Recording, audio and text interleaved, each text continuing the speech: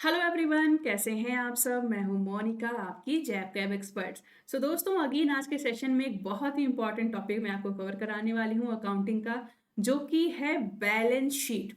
तो balance sheet क्या होता है, कितने इसके पार्ट हैं, ये सब हम आज के सेशन में कवर करने वाले हैं। अगर हम एग्जाम के पॉइंट ऑफ व्यू से देखें दोस्तों, तो यहाँ से एक क्वेश्चन जो है आपका मैक्सिमम बनता है।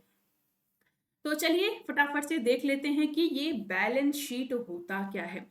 अब दोस्तों, अकाउंटिंग का कॉन्सेप्ट तो हमने आज के डेट में समझ ही लिया है कि अकाउंटिंग क्या होता है। कि भाई कोई भी बिजनेस अगर आप करोगे, तो ऐसे केस में जितने भी ट्रांजेक्शन्स आप करोगे, कोई भी सामान आप बेचोगे या खरीदोगे, तो उन सारे ट्रांजेक्शन्स को हमें सिस्टमैटिक तरीके से रिकॉर्ड करना होता है।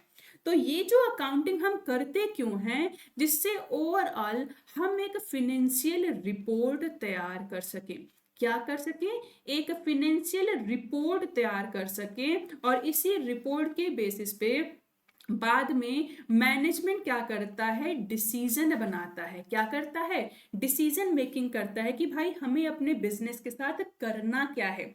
अगर प्रॉफिट होगा तो डिसीजन क्या होगा कि ठीक है, बिजनेस को और बड़ा किया जाए, बिजनेस में और पैसा डाला जाए। अगर लॉस में चल रहे हैं तो सोचेंगे कि भाई लॉस अगर है बहुत ज्यादा, तो ऐसे केस में कंपनी को बंद करने का डिसीजन ले सकते हैं, या फिर लॉस का रीजन क्या है वो जानते हुए रिस्ट्रक्चरिंग कर सकते हैं। तो जो भी फिनेंशियल रिपोर्ट हम बनाएंगे, उस बेसिस पे ही मैनेजमेंट डिसीजन मेकिंग करना है।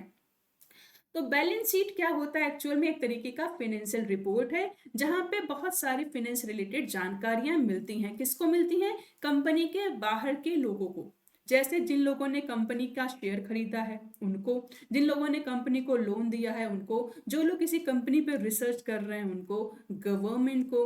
तो एक्सटर्नल मेंबर जितने भी हैं कंपनी को, वो कंपनी का जो ये फिनेंशियल रिपोर्ट है या बैलेंस शीट है, ये बैलेंस शीट उन्हीं के लिए हेल्पफुल होता है। अब ये है क्या दोस्तों? ये जो बैलेंस शीट है ना, एक्चुअल में ये एक तरीके का फिनेंशियल स्टेटमेंट होता है, जिसके थ्रू किसी भी कंपनी के फिनेंशियल पोजीशन का पता चलता है कि आज के डेट में इस कंपनी की ग्रोथ कितनी है। कौन सी ग्रोथ? फिनेंशियल ग्रोथ कितनी है। क्या कंपनी की ये हैसियत आज के डेट में है कि इन्होंने जो लोन लिया हुआ है, क्या ये इसको टाइमली रीपे कर पाएगी? क्या कंपनी की ये कैपेसिटी है कि उसके पास जितने भी असेट पड़े हुए हैं, ये उसको सही तरीके से यूज कर पाएगी? क्या कंपनी प्रॉफिट बनाने की क्षमता रखती है? ये सारी जानकारी हमें कहाँ से मिलती हैं? इसी बैलेंस शीट से, इसी फाइनेंशियल रिपोर्ट से। तो किसी भी कंपनी को बैलेंस शीट बनाना मैंडेटरी होता है, और इससे पता चलेगा कि किसी भी कंपनी के पास टोटल कितना असेट पड़ा हुआ है। असेट क्या होता है? प्रॉपर्टी। ऐसी प्रॉपर्टी जिसके आप ओनर हो या जिसपे आपका कंट्रोल होता है, ठीक है। या फिर उन असेट को कहाँ से फिनेंस किया है, पैसा कहाँ से आया। तो पैसा कहाँ से आया, फिर उन पैसों से क्या क्या आपने खरीदा, ये सारी जानकारी जो है बैलेंस शीट पे आपको मिल जाती है। किसी भी कंपनी की नेटवर्थ क्या है, ये भी हमें पता चलता है। तो बैलेंस शीट का एक फॉर्मूला होता है, जिसे हम बैलेंस शीट इक्वेशन बोलते हैं। फॉर्मूला क्या होता है? Asset is equal to liability plus equity. यानी ये तीन कंपोनेंट होते हैं बैलेंस शीट के। क्या?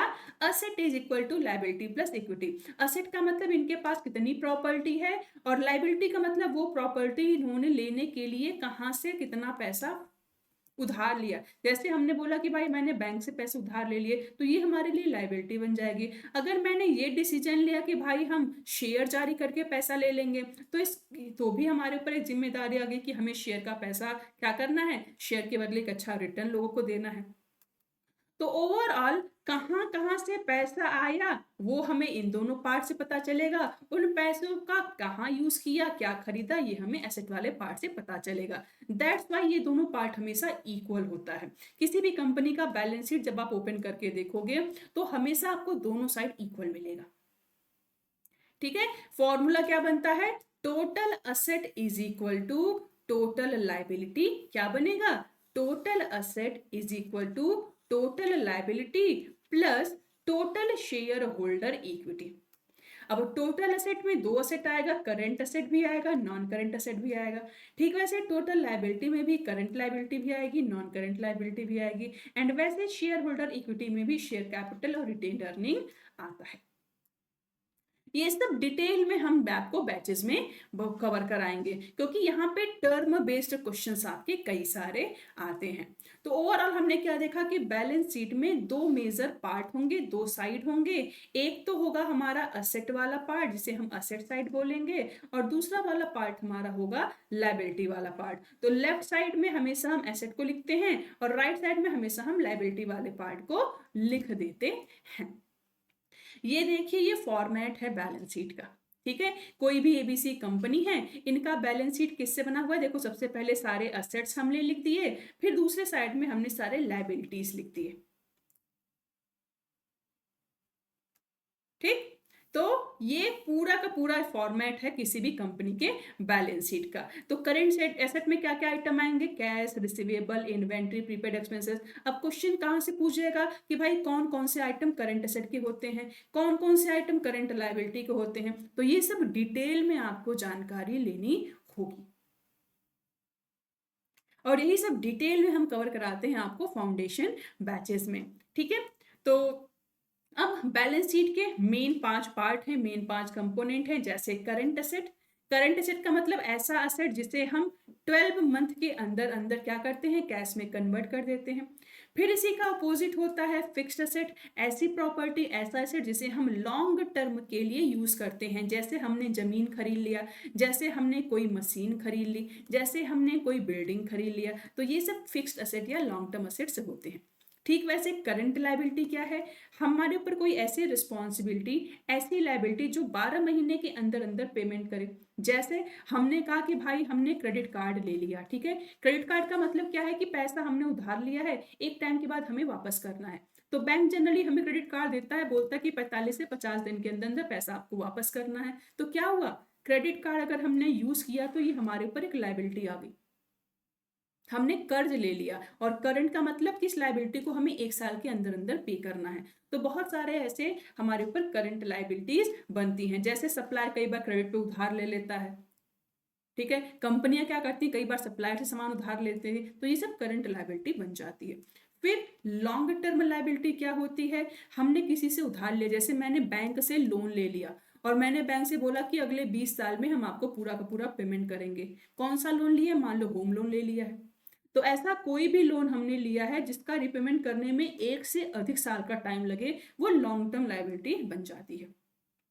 ठीक वैसे शेयर होल्डर इक्विटी का मतलब क्या है कि हमें पैसा चाहिए था, हमने लोन नहीं लिया, हमने लायबिलिटीज नहीं ली, हमने बोला कि हम हिस्सेदारी बांटेंगे, यानी हम अपने कंपनी का शेयर अब लोगों को बेचेंगे। तो जो कंपनी का शेयर खरीदेगा उसे पार्शियल ओनरशिप भी मिल जाएगी, और साथ ही साथ क्या होगा, अगर हमारी कंपनी को प्रॉफिट होगा तो हम उसे भी प्रॉफिट देंगे। ये हो गया हमारी शेयर होल्डर्स इक्विटी। जो लोग शेयर को खरीदते हैं उन्हें हम शेयर होल्डर बोलते हैं। इक्विटी का मतलब होता है हिस्सेदारी। तो कहने का मतलब पैसा हमारे पास कहीं से आ सकता है, या तो हम लोन ले लें या तो हम शेयर जारी कर दें। और उससे करेंगे क्या? उससे हम असेट खरीदेंगे, या तो करंट असेट खरीदेंगे या तो नॉन करंट असेट खरीदेंगे। ठीक है, तो बहुत ही इंटरेस्टिंग टॉपिक्स हैं दोस्तों। एंड चूंकि आप लोग बैंकर्स हैं तो सीनियर लेवल पे जाने के बाद आपको ये सारे टर्म्स यूज भी आने वाले हैं। दैट्स वाई ये सारी चीज़ें आपके सिलेबस में रखी गई हैं। तो इसी के साथ सिलेबस एंड सेशन एंड करूंगी। बाकी लास्ट में आपको यही बोलूंगी कि भाई चैनल को जरूर से सब्सक्राइब कर लीजिए, जिससे कि जो भी इंपॉर्टेंट सेशन आपके लिए आ रहे हैं आपको उसका बेनिफिट मिलता रहे।